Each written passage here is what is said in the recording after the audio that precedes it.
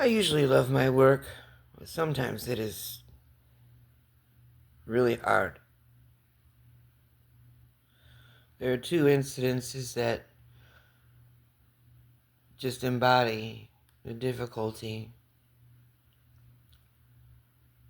The last time was in Senegal, Gambia to be exact, and I was riding on the highway, and an ambulance was trying to get by, and I told the taxi driver, please let him get by. He's not going to make it. And there are two cars trying to be with the ambulance, to follow it, right behind. And I told him, please let these cars go by. That's their daddy, and that's their father, They need to be with him in the ambulance. So he slowed down and he let them go by, He listened to me because I'm always telling him to hurry. So if I tell him to slow down, he knows it's the truth. Also, he is Cebu, so he understands. So maybe a minute and a half, 1 minute and 34 seconds after they pass, the lights went off. They turned off the lights on the ambulance, And my career that I'm retired from taught me that, when the lights go off on the ambulance, that means it's too late and the patient has passed away. So they don't bother using the lights anymore, because there's no rush at this time. So for me, when the lights go off,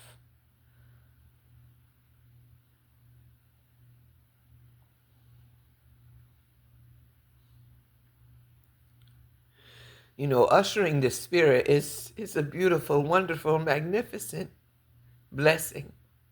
And I am so grateful. But afterwards, the emptiness, the sadness, the sorrow, knowing that this soul will no longer be able to physically comfort their loved ones,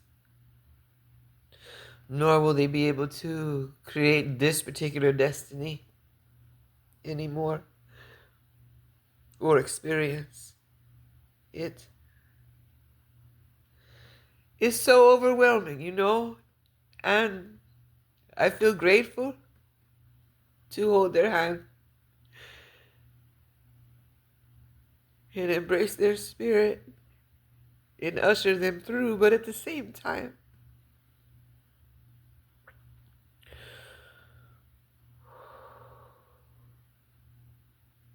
of course, ultimately, I know I will experience the same thing through myself, but for myself.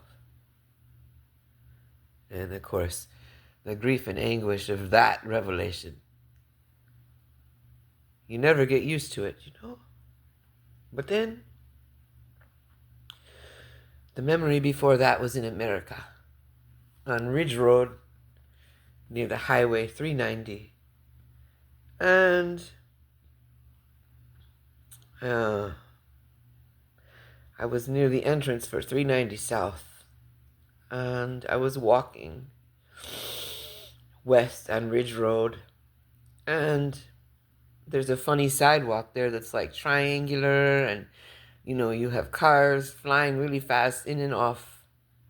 And so Allah instructed me to be very careful. And even though there was a big birth of emptiness for me to cross without traffic, Allah said, no, you stay right here on this sidewalk. You have work coming right now. Just rest for a moment. Allah loves for you to rest before you have big work, so you can do it properly, huh? Well then, so 1 minute and 22 seconds later, 1 minute and 21 seconds later, I heard the faint sound of an ambulance siren. And then 1 minute and 22 seconds later, I'm sorry, I had that backwards. 1 minute and 22 seconds. Regardless, a moment later, I saw the ambulance in front of me coming towards me. And within 5 seconds, the ambulance was right in front of me when they turned off the siren and the lights. And, you know, it was daytime and they were using the lights, the bright, bright lights. That tells you that the person in there was rich. They don't ever waste that money on poor people. So, it doesn't matter how much money the person had, but this person was lonely. And they didn't have any family with them. You know, Allah wants me to tell you that sometimes if you love money, then money will be all you have to love you.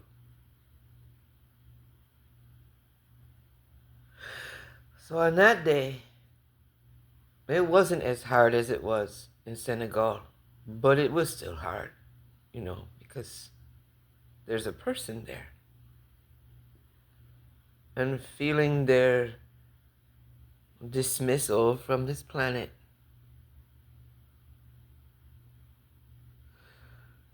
You know, in the Gambia we say it's not easy. But in America we say it's hard. So, understanding that this person will never have the chance to ever experience life again, it's not easy. But feeling their exit, that's hard.